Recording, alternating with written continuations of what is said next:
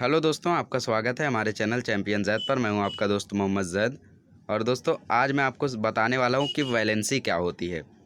तो दोस्तों, वैलेंसी हम लोग बचपन से सुनते आए हैं, बट वैलेंसी होती क्या है वो हमें आज तक नहीं पता चला। सो दोस्तों, valency is the combining capacity of an element.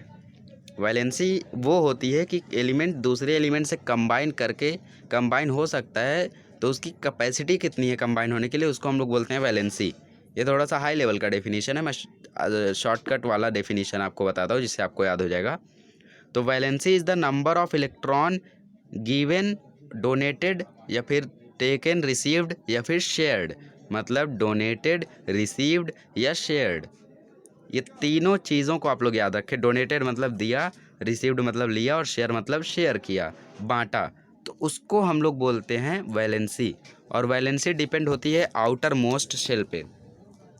जैसे पोटेशियम यहाँ पे लिया गया है, तो पोटेशियम का पहला ऑर्बिट 2, 8, 8, 1 बचा यहाँ पे। तो ये आखिरी ऑर्बिट डिसाइड करेगा कि एक एलिमेंट की वैलेंसी कितनी होगी। तो 1 है, तो सामने अगर ये जा रहा है क्लोरीन से कंबाइन करने, तो क्लोरीन का कितना होता है? क्लोरीन का एटॉमिक नंबर जो होता है वो 17 होता है क्लोरीन का। तो क्लोरीन का 17 होता है और इसका 2881 है, तो उसका 287 हो जाएगा। अब क्लोरीन के आखिरी में 7 है, तो अब यहाँ से आपको वैलेंसी पता चलेगी। अब क्लोरीन 7 दे दे तो इसका काम हो जाएगा, या फिर ये 1 दे दे तो फिर इसका काम हो जाएगा। तो 7 देना मुश्किल है या फिर 1 लेना मुश्किल है? जी हाँ दोस्तों, 7 देना मुश्किल है क्योंकि बहुत ज़्यादा टाइम चला जाएगा।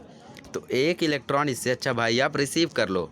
आप 1 रुपया में से ले लो, आप अपना 7 रुपया क्यों बर्बाद कर रहे हो? जैसे मुझे अभी वड़ा पाव खाना है, मेरे पास 9 रुपये हैं और आपके पास सिर्फ 1 रुपया है, तो मैं बोलूँगा तुम में से 9 रुपया मत लो, मैं तुमसे 1 रुपया ले लेता हूँ, इससे अच्छा मैं ही खा लेता हूँ। तो मैं 9 रुपया नहीं दूंगा, बट आप 1 रुपया तो दे सकते हो क्योंकि वो छोटा अमाउंट है। तो इसी तरीके से इसने अपना 1 इलेक्ट्रॉन दे दिया, तो ये फिल हो गया, 8 हो गया।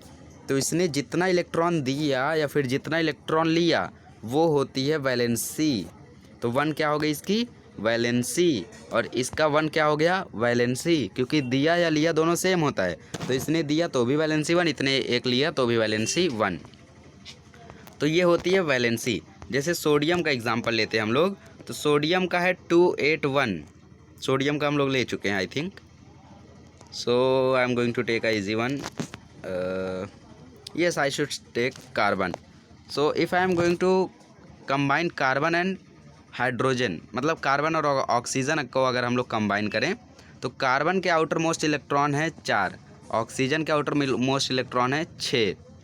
तो अब ऑक्सीजन को आखिरी वाला फिल करने के लिए 2 चाहिए और कार्बन को आखिरी वाला फिल करने के लिए 4 चाहिए। तो क्या इजी पड़ेगा?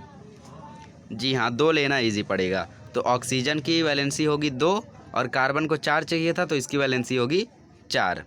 तो ये वैलेंसी होती है दोस्तों, मतलब आखिरी आउटर मोस्ट शेल को पूरी तरीके से कंप्लीट करने के लिए कितना इलेक्ट्रॉन चाहिए, उसे हम लोग बोलते हैं वैलेंसी।